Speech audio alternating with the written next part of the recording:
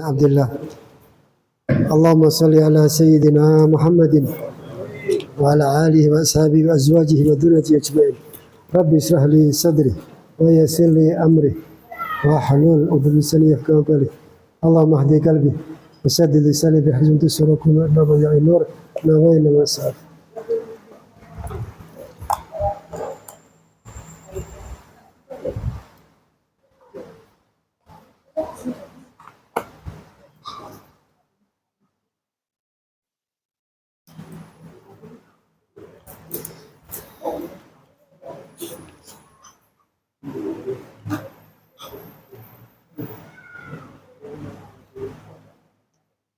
Bismillahirrahmanirrahim.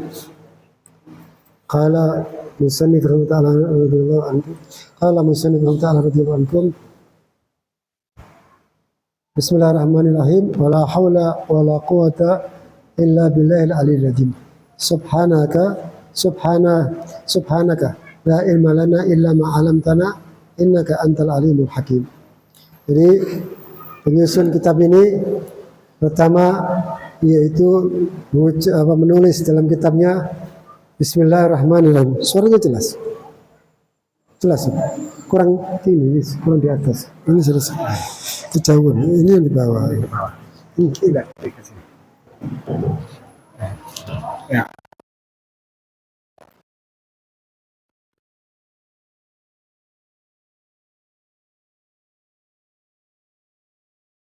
Bagaimana seseorang itu bisa diberkahi, kehidupannya, bisa diberkahi makanannya karena Bismillahirrahmanirrahim. Jadi maka dianjurkan kita mengucapkan Bismillahirrahmanirrahim setiap saat mau makan Bismillahirrahmanirrahim.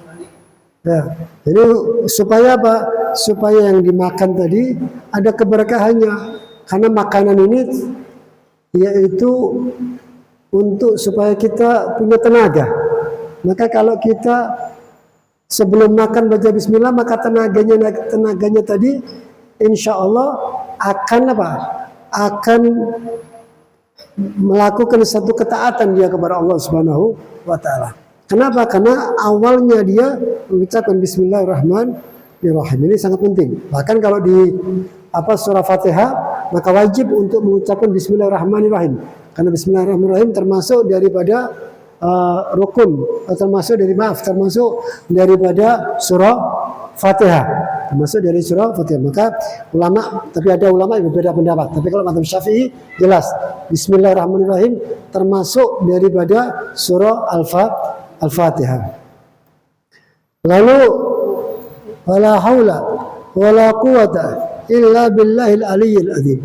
Tidak ada satu daya, tidak ada satu kekuatan kecuali dari Allah Subhanahu wa taala. Kekuatan yang kita miliki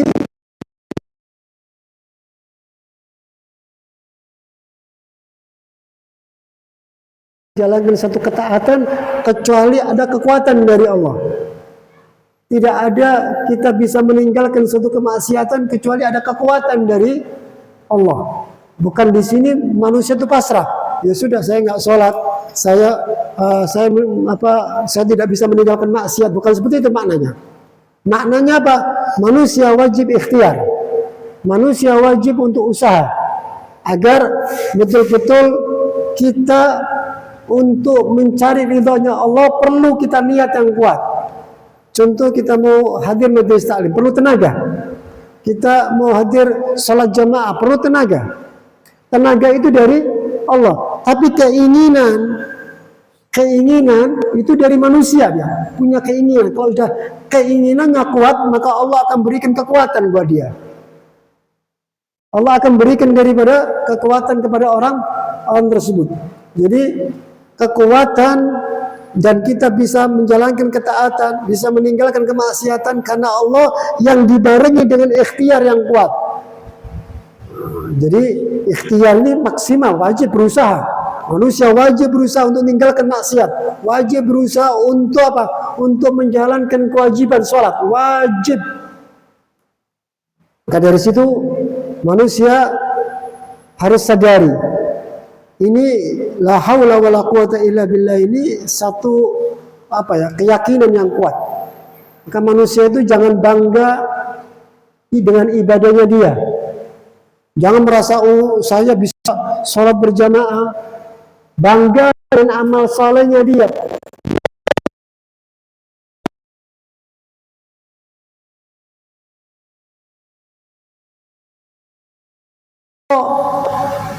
Nah, kita bisa menjalankan ketaatan karena kemampuan dari Allah. Manusia cuma ikhtiar berusaha saja.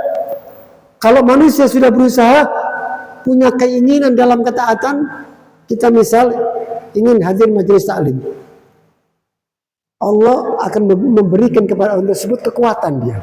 Bahkan Allah memberikan kepada orang tersebut waktu yang lapang dia. Untuk apa? Untuk supaya hadir majelis taklim dia. Ada kalanya orang sibuk saja, gak punya waktu untuk hadir majelis taklim. Sibuk cari dunia, sibuk cari harta dia. Lupa dengan majelis ilmu, lupa dengan akhirat, lupa dengan sholat jamaah. Kenapa? Karena dia tidak punya niat yang baik. Kalau dia punya niat yang baik, maka Allah akan berikan kekuatan kepada orang tersebut. Allah akan berikan satu energi yang kuat, energi yang baik untuk apa? Untuk menjalankan ketaatan kepada Allah Subhanahu wa taala. Jadi sangat pentingnya di sini agar apa? Agar manusia itu jangan merasa saya ini taat, saya ini ahli ibadah, saya ini suka bangun malam, saya sering baca Quran. Semua itu kekuatan dari Allah Ta'ala.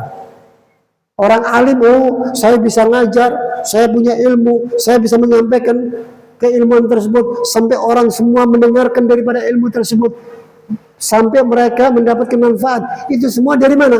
Dari Allah Subhanahu wa Ta'ala. Kalau kita fahami semua dari Allah Ta'ala, maka amal soleh kita, perbuatan yang soleh tadi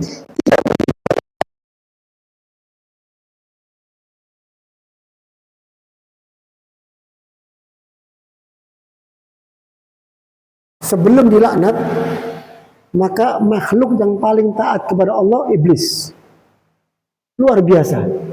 Tapi begitu dia taat, dia merasa dirinya terbaik. Begitu dia taat, dia merasa dirinya orang yang soleh.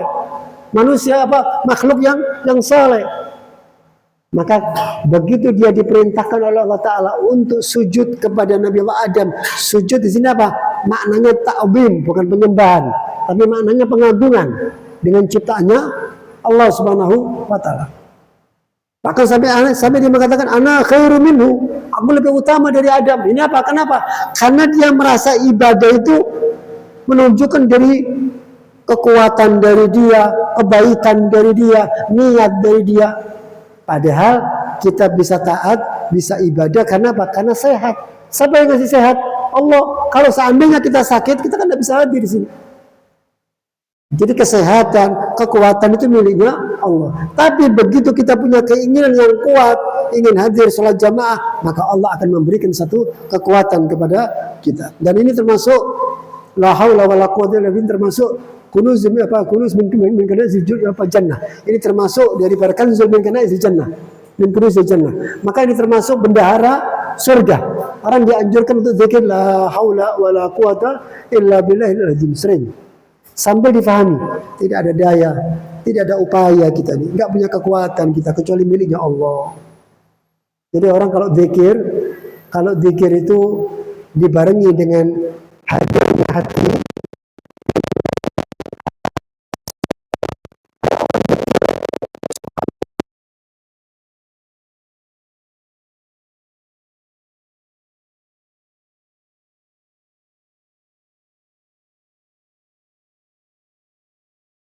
kepada Allah, tapi hatinya ingat kerjaannya dia. Maka zikir seperti ini hasilnya tidak maksimal. Baik, kalau kita zikir la haula wala quwata illa billahil azim, tanamkan dalam diri, tidak ada kekuatan. Saya enggak punya kekuatan ya Rabb. Saya enggak punya kekuatan kecuali Engkau ya Rabb. Saya tidak punya daya ya Rabb kecuali Engkau yang memberikan kekuatan.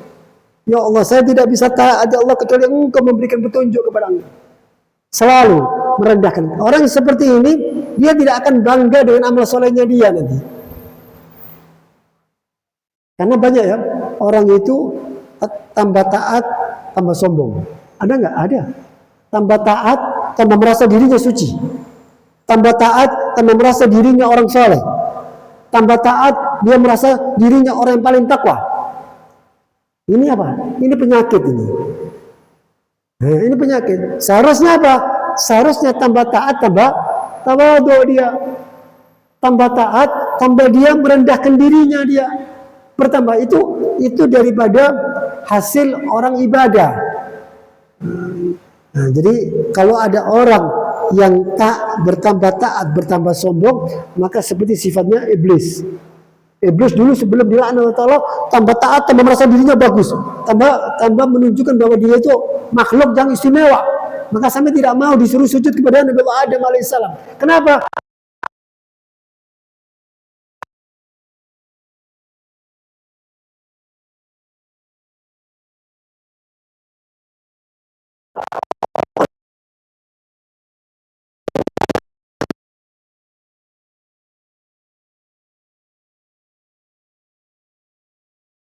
Tambah taat, tambah dekat kepada Allah, tambah merasa dirinya nggak punya amal. Ya, orang kalau sudah orang ahli taat, terus dia merasa saya nggak punya amal, ini apa saya ini? Dan ini tahu efeknya. Kalau orang sudah merasa dirinya dia nggak punya amal soleh, dia akan timbul semangat yang luar biasa dalam ketaatan. Makanya dia bilang, katanya satu ulama, yaitu satu amal soleh itu tidak akan sempurna kecuali apa? Yaitu tasghir, kecilkan. Kalau kita melakukan amal soleh, apa? Kecil sama saya ini, saya nggak punya amal masih. Saya masih sedikit sama saya. Kalau dia sodako saya cuma segini saja, nggak ada artinya. Sedikit. Orang-orang yang seperti ini, dia merasa dirinya kurang, dia merasa dirinya kurang ibadah, dia merasa dirinya banyak dosa, dia merasa dirinya banyak kemaksiatan kepada Allah, banyak perbuatan mungkar. Maka orang-orang ini secara tidak langsung sudah diangkat derajatnya oleh Allah Subhanahu wa Ta'ala. Jadi tambah taat, tambah tawadhu, tambah taat, tambah merasa dirinya hina, tambah taat, tambah dirinya merasa banyak dosa. Nah, ini lafaz daripada la haula wala quwata illa billah il aliyil azim. Agar apa? Agar betul-betul kita dalam beribadah kepada Allah Subhanahu wa taala maksimal ibadahnya dia. Terus akan meningkat dia, akan meningkat ketaatannya. Ibadahnya terus akan meningkat dia. Dia akan terus bertambah. Kenapa? Karena dia merasa semua amal soleh yang dia lakukan itu sangat sedikit. Nah ini ya, lihat. Ini daripada ini sangat penting. Kenapa? Karena banyak ya, banyak orang-orang yang ahli taat, ahli ibadah. Kalau sudah ketemu sama orang ahli maksiat, apa nih? Fulan itu ahli maksiat, sudah merendahkan dia. Gak perlu lah seperti itu. Bisa jadi orang-orang ahli maksiat tadi diangkat derajatnya oleh Allah Subhanahu wa Ta'ala. Diceritakan di zaman Bani Israel. Ada seseorang, dua orang. Dua orang ini yang satu ahli taat, ratusan tahun dia taat luar biasa. Ibadah luar biasa. Karena sangat taatnya dia, kalau dia jalan, awan itu menaungi dia. Luar biasa. Maksudnya ini termasuk apa? Karomah, kemuliaan yang Allah berikan kepada orang tersebut. Saking mulianya dia, kalau dia jalan awan di atasnya dia. Di zaman itu juga ada seorang ahli maksiat, ratusan tahun dia maksiat, luar biasa ahli maksiat, sudah berzina, macam-macam perbuatan dosa. Satu saat dua orang itu bertemu, dan dua-duanya berpaling. Dua-duanya berpaling. Yang ahli maksiat ini dalam hatinya apa? Saya nggak pantas lihat orang soleh ini. Saya malu sama orang soleh ini. Ini orang ahli taat.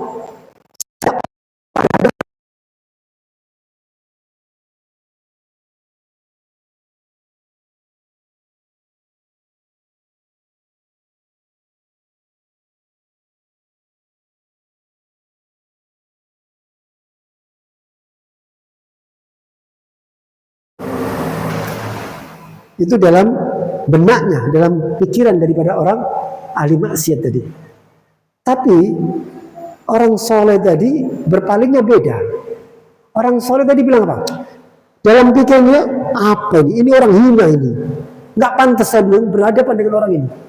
Saya ini ahli taat, nggak boleh saya berhadapan dengan orang-orang ahli maksiat seperti ini. Ini mungkar ini, kotor ini orang, berlumuran dosa dia. Saya nggak pantas melihat dia. Congkak dan sombongnya. Begitu mereka berpisah, maka awan yang asalnya menaungi orang soleh berpindah dia menaungi orang ahli maksiat ini. Lihat, orang yang ahli taat bisa hancur ibadahnya karena merasa dirinya terbaik, karena merasa dirinya orang soleh. Orang yang dosa ahli maksiat, tapi kalau dia menyesali dosanya dia lebih afdal daripada orang seperti itu. Lebih afdal daripada orang yang ahli ibadah tapi congkak dan sombong dengan ibadahnya dia. Jadi nggak boleh kita meremehkan daripada orang-orang ahli maksiat. Bisa jadi dia ini berusaha untuk bertobat tapi tergelincir lagi. Banyak orang-orang yang ahli taat itu, yang ahli maksiat itu, dia menyesal. Kadang-kadang saya nggak bisa meninggalkan maksiat ini, tapi saya nyesal perbuatan dosa ini.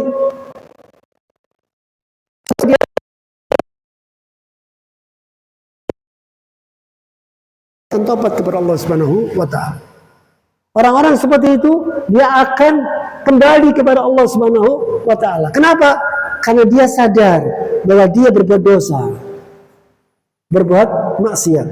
Lain kalau ada orang yang berbuat dosa, maksiat, tapi dengan senangnya dia, dengan puasnya dia. Oh, tadi saya habis minum khamar, tadi saya habis berjudi, bangga dia. Ini orang seperti ini sulit untuk tobat kepada Allah. Kenapa? Karena dia berbuat dosa dan senang melakukan dosa. Nah ini apa? Ini sampai dikatakan ini bisa jadi dosanya 2 kali dia.